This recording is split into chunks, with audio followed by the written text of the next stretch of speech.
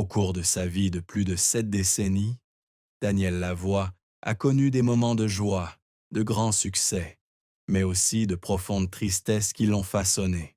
L'une de ses plus grandes souffrances a été la perte de sa mère, Claire Lavoie, en 1985, quelques années seulement avant son mariage avec Louise Dubuc. Sa mère fut non seulement la femme qui lui a donné naissance, mais aussi la plus grande inspiration de son parcours musical. Claire, passionnée de littérature et de musique, lui a transmis son amour des mélodies et des paroles, des chansons folkloriques françaises à la musique classique, qu'elle jouait sur un vieux piano dans leur petite maison du Manitoba. La mort de sa mère fut non seulement une perte personnelle, mais aussi un choc émotionnel qui a forcé Daniel à se confronter à de grandes questions sur le sens de la vie et de l'art. Il a un jour confié que lorsque sa mère est décédée d'un accident vasculaire cérébral, il avait eu l'impression qu'une partie de son cœur lui avait été arrachée. Claire était non seulement sa mère, mais aussi sa confidente, qui écoutait toujours ses premières chansons, aussi maladroite ou incomplète soit-elle. C'est elle qui l'a encouragé à poursuivre sa carrière musicale, même lorsque la famille était dans une situation financière précaire, et ses encouragements sont devenus le feu qui a illuminé le chemin artistique de Daniel. Après la mort de sa mère, Daniel a sombré dans une longue période de dépression. Il se souvenait de certaines nuits où il était assis seul dans son petit appartement de Montréal, une guitare à la main, incapable d'écrire une seule note. La musique, qui avait été sa plus grande joie, lui semblait désormais un fardeau.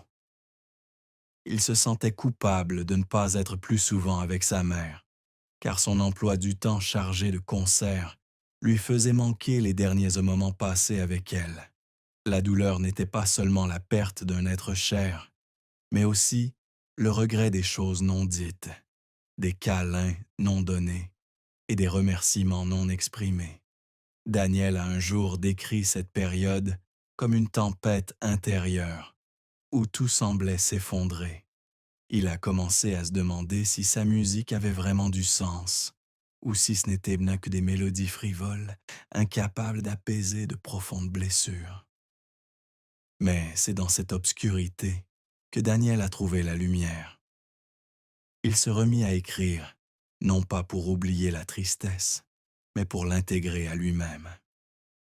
L'album Tension Attention, sorti en 1984, peu avant le décès de sa mère, portait la trace de ses émotions profondes.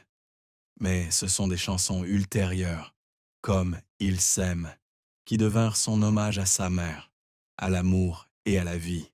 Le plus grand chagrin de Daniel fut non seulement un chapitre douloureux, mais aussi une source d'inspiration pour lui, qui créa des œuvres immortelles qui touchèrent le cœur de millions de personnes.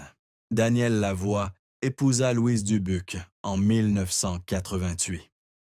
Une relation qui dura près de 4 décennies et devint le fondement de sa vie personnelle.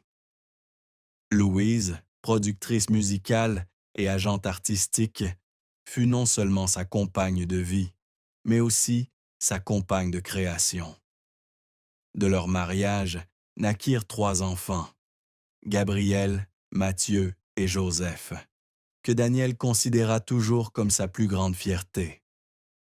Mais si l'amour entre Daniel et Louise est une belle histoire, elle n'est pas sans ombre.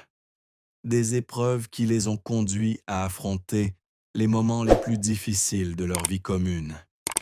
Daniel a confié un jour que l'un des plus grands points noirs de leur mariage était le stress lié à la conciliation entre carrière et famille. Artiste toujours en déplacement et en tournée de plusieurs mois, Daniel est souvent absent de la maison, laissant à Louise la responsabilité de s'occuper de leurs 3 jeunes enfants. Au début de leur mariage, alors que Daniel était au sommet de sa carrière, avec des projets majeurs comme Notre-Dame de Paris, Il avouait ne pas passer assez de temps avec sa famille. Louise, pourtant femme forte et indépendante, se sentait parfois seule chez elle, comme si elle partageait son mari avec le monde entier. Daniel a également révélé leurs divergences de vues sur la vie et l'art.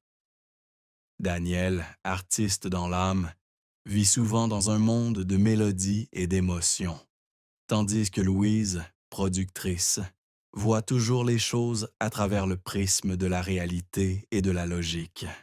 Il y a eu des moments où ils se sont violemment disputés sur l'orientation de la carrière de Daniel, du choix des projets auxquels participer à la gestion des finances familiales.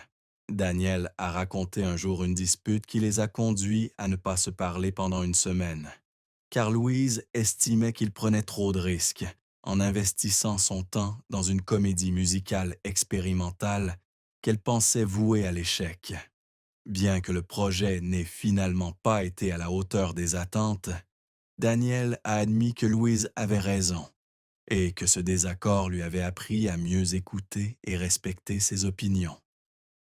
Mais ce qui a permis à Daniel et Louise de traverser ces moments difficiles, c'est leur profond engagement l'un envers l'autre. Daniel a dit un jour,